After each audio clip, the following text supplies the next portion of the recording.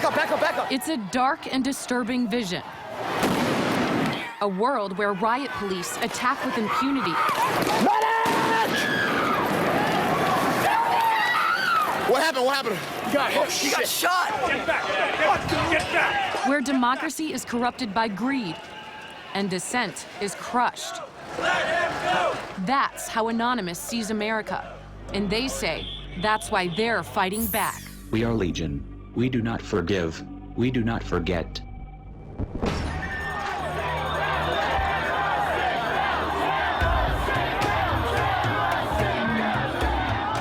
It's a movement that defies description.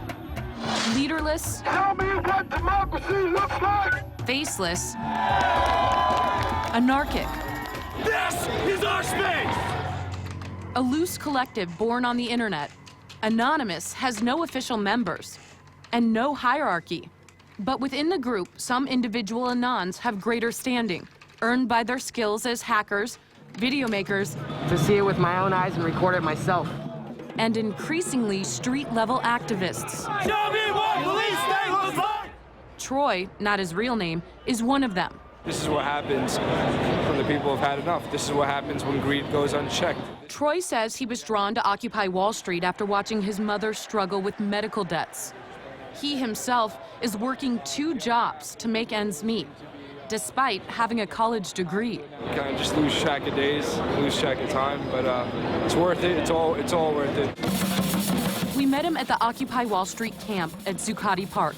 There's no specific person that talks for us. It's more like a hive, you know, an idea is brought up and whoever agrees with it, if the overwhelming majority of people that agree with it, then we go with it. So we're following Troy, and he's been out here policing, kind of making sure that all of these protesters are getting along with the community and not causing any problems. We're handling internal affairs as far as damage control within the community, making sure that everybody's respecting the local small businesses around here. How's it going? How's it going? But he's not just watching over the protests. He's also watching the police. Part of the evolution of Anonymous from hackers to activists. Anonymous was born a decade ago in one of the weirdest and darkest corners of the internet, an anything-goes image board called 4chan. 4chan users post anonymously, and the name stuck. We do not forgive. The group adopted a distinct identity and its own symbolism. A mask taken from the movie V for Vendetta, a retelling of the story of the English rebel Guy Fawkes and his plot to blow up the House of Lords in 1605. Instead of gunpowder, Anonymous uses the internet. Anonymous attacks its targets by flooding and crashing corporate and government websites, or digging up and publicizing highly embarrassing information. It's called trolling. They troll targets out of genuine outrage, but also just for fun. LULZ, it's a kind of pluralization and bastardization of laugh out loud. New York University professor Gabriella Coleman has been watching Anonymous for years. It's a term that kind of denotes this sort of pleasure, humor, laughter, everything from something which is quite playful, harmless, to engaging in a kind of full-fledged trolling attack that humiliates. Anonymous's campaigns, known as operations or ops, can be dramatic. In late 2010, a distributed denial of service attack took down the website of PayPal after the company cut off support for the online whistleblower site WikiLeaks. PayPal continues to withhold funds from WikiLeaks, a beacon of truth in these dark times. 16 Anons were arrested by the FBI, charged with conspiring to intentionally damage PayPal's computers. This is a message from Anonymous to the Bay Area Rapid Transit System BART. This summer, Anonymous attacked the San Francisco area's public transportation system, BART.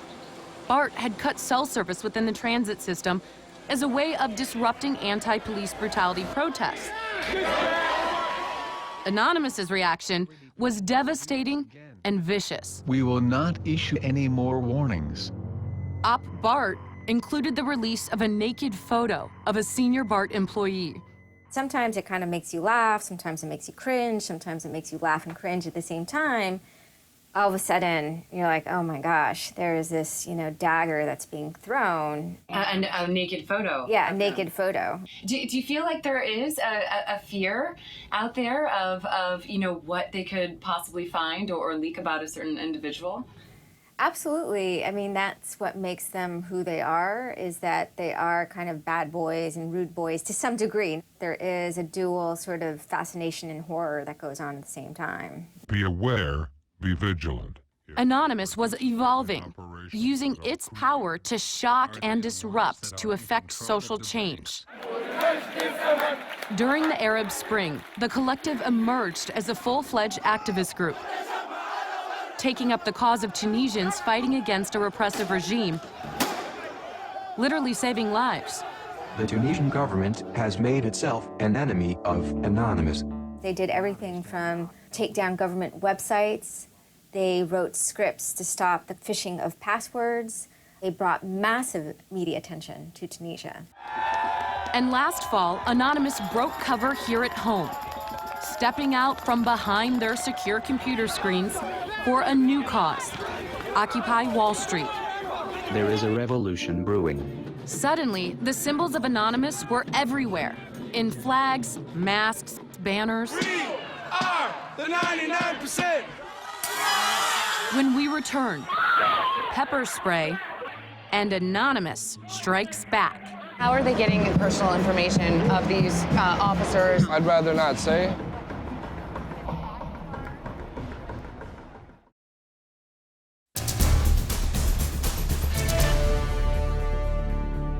The shadowy internet group known as Anonymous has grown now far beyond its hacker roots. It's now emerging as a forceful public relations weapon for the Occupy protest movement. Amber Lyon takes you inside Anonymous. We are Anonymous. Anonymous likens itself to the Air Force of the Occupy movement. Everyone, everywhere will be occupying their towns, their capitals, and other public spaces. Anonymous has an array of people on the streets. We're talking medics in San Francisco, tech support in Washington, D.C., and here in New York, guys like Troy. Troy, not his real name, is part of an army of citizen journalists documenting the movement and the police by broadcasting live video over streaming sites. When they see evidence of what they believe is police misbehavior, Anonymous strikes back, releasing personal information about specific officers. And hopefully he'll think twice before he pulls out his baton against somebody who's holding a sign saying, "We just want peace." And how are they getting cell phone numbers and personal information of these officers or bankers? I'd rather not say. In September, an NYPD officer named Anthony Bologna was filmed pepper spraying 2 protesters. Anonymous took direct action. We will unleash hell on your phones, your servers, and anything else we can find. One of the most active subgroups within Anonymous is called the Cabin Crew. Their specialty is doxing. It's shorthand for combing the internet for all the information you can find about a target and then releasing it publicly. Cabin crew have noticed the injustices being committed by the New York police. Cabin Crew compiled Bologna's name, his home address, past legal actions, even the names of his family members, and put it all online. After a police investigation and public pressure, Bologna was placed on leave and reassigned to Staten Island. What do you think that did to the NYPD when they saw this officer's information get posted online? I think that they would see it as a form of vigilantism. They're pushing the boundaries of the law. But I think some of their actions also reveal the ways in which either private security companies or police are also acting outside of the boundaries of the law. Anonymous's biggest coup in the propaganda wars was this. An Anon group by the name Operation Leaks posts the clip on YouTube. The next day, the clip tops 100,000 views. 3 days later, 1.5 million. The casually spraying cop had it all. It was outrageous, ridiculous, lulzy, and effective. Police in riot gear sprayed students. Pepper spraying student protesters. The incident was picked up by the mainstream media and replayed over and over again. They shot me. Anonymous wants to frame the narrative of the Occupy movement as a contest between peaceful protesters and a militarized police state. Oh my gosh. Reality, though, isn't quite so clear-cut. At Occupy Oakland, some protesters attacked the police with rocks and bottles. Who the fuck put this